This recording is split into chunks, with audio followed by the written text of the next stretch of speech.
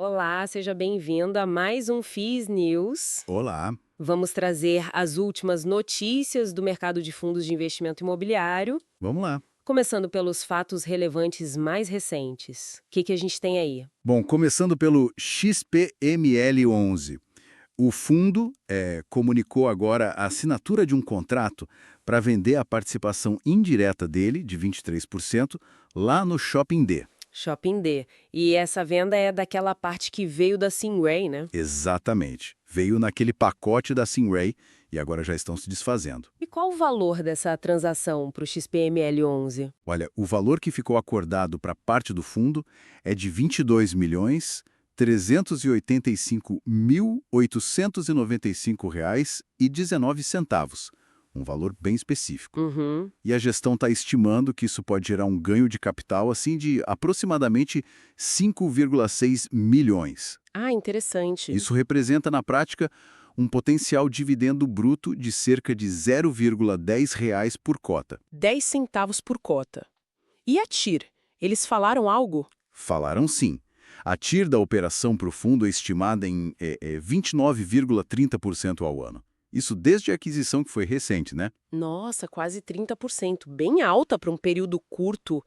Mas por que vender agora tão rápido? Então, a gestora apontou que o Shopping D tinha uma relevância menor no resultado total do fundo, sabe? Ah, entendi. E os indicadores operacionais também estavam um pouco abaixo da média do portfólio geral do XP Malls. Faz sentido. Então, a venda acaba reforçando a estratégia de gestão ativa, né?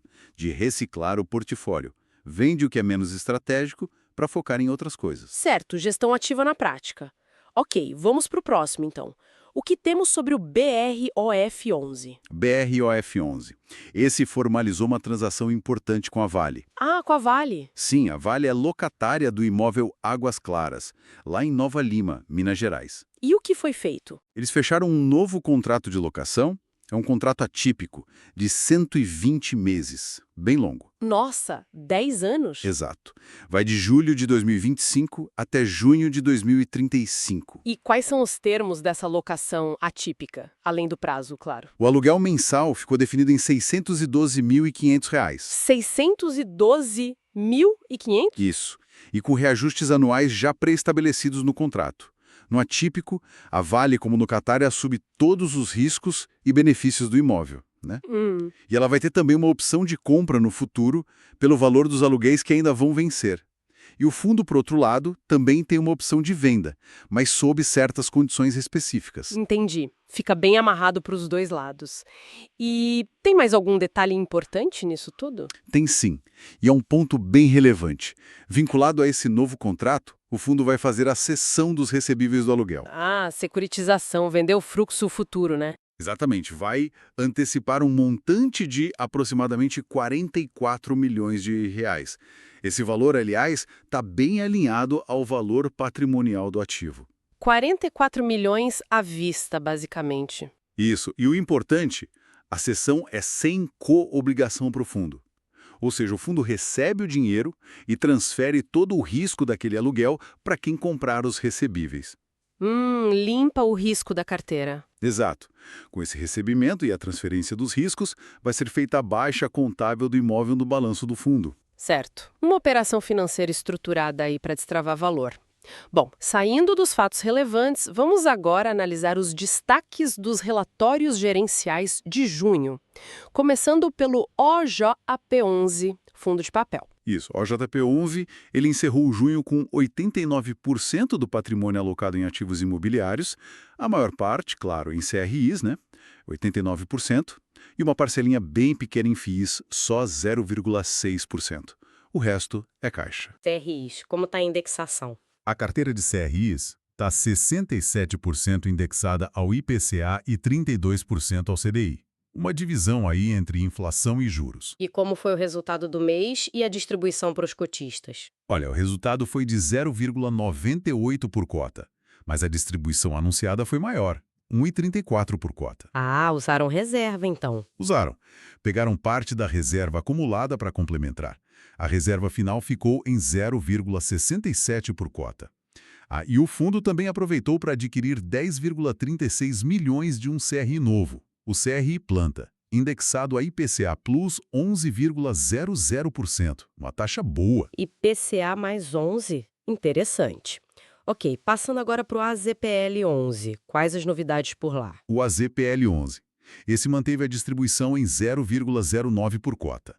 É um fundo híbrido, né? Tem galpões e CRIs. Sim. Os galpões continuam com vacância zero, o que é ótimo. Sempre bom ouvir isso. E a carteira de CRIs, que representa uns 34% do PL do fundo e rende CDI plus 1,72% ao ano, tem contribuído bem para o resultado, né? Especialmente com a taxa de juros ainda elevada.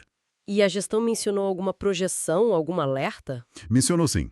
Eles projetam uma possível redução nos dividendos lá para o segundo semestre de 2025. Ah, é? Por quê? Por causa do fim do pagamento relacionado àquele Sellers Finance do Galpão Cajamar. Era um extra que vai acabar. Entendi. É bom o cotista ficar atento a isso. Com certeza.